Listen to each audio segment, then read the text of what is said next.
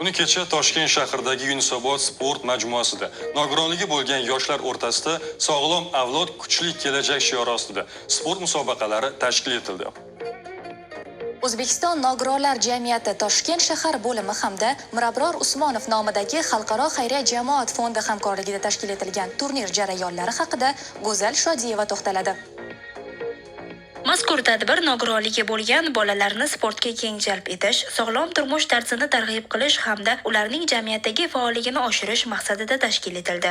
Musobaqada ishtirokchilar sportning 7 ta turi bo'yicha o'zaro bahslashdilar. 8 yildan beri shu musobaqani o'tkazib kelyapti. Bu bosqichlar tugagandan keyin yana oyda respublika bosqichi bo'ladi. Respublika bosqichida bu Oliy Majlis jamoat fondining mablag'i evaziga qilinadi. To'liq respublika bosqichida birinchi o'rinni olgan yigit-qizlarimiz bu xalqaro bosqichlariga tayyorgarlik ko'rishadi. Ko'z ojizlar uchun kurashni ham bu safar qo'shyapmiz. Sabab bundan bir 6-7 yil oldin shu bor edi, keyin o'rtalikda qolib ketgan edi. Shuningdek, tadbir doirasida nogironligi bo'lgan bolalar tomonidan tayyorlangan mahsulotlar ko'rgazmasi ham tashkil etildi. Unda mehmonlar tomonidan mahsulotlarga katta qiziqish bildirilib, ularning bir qismi xarid qilindi. Mazkur ko'rgazmalar ishtirokchilar mehnatini qo'llab-quvvatlashga xizmat qiladi. Bu sportchilarimiz o'zini mahallasida, o'zini tumanida o'zicha shug'ullanib yurishgan yigit-qizlar, bularni biz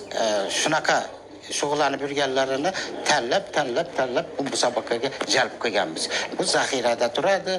Buni biz Paralimpiyaga taqdim etamiz bularni va iloji boricha biz futbolini ham qo'shmoqchimiz. Ko'zi ko'rmasa-da to'pni shig'irloq to'p, shingirdaganiga qarab, ovoziga qarab turib ular o'ynaydigan juda bir noyob bo'lgan bir nima bu musobaqa. Tadbir yakunida har bir sport turi bo'yicha g'olib va sovrindorlar medal hamda esdalik sovg'alari bilan taqdirlandi. Bu kabi e'tibor va rag'bat yoshlarning sportga bo'lgan qiziqishini yanada oshirib, kelgusida yangi yutuqlarga erishishga imkon beradi. Tadbir nogironligi bo'lgan bolalarning o'z qobiliyatlarini namoyon etish, atrofdagilar bilan o'zaro muloqotga kirishib, tajriba almashish uchun muhim maydonga aylandi. Bu kun Go'zal Shodiyeva, Murod To'ramurodov, Toshkent.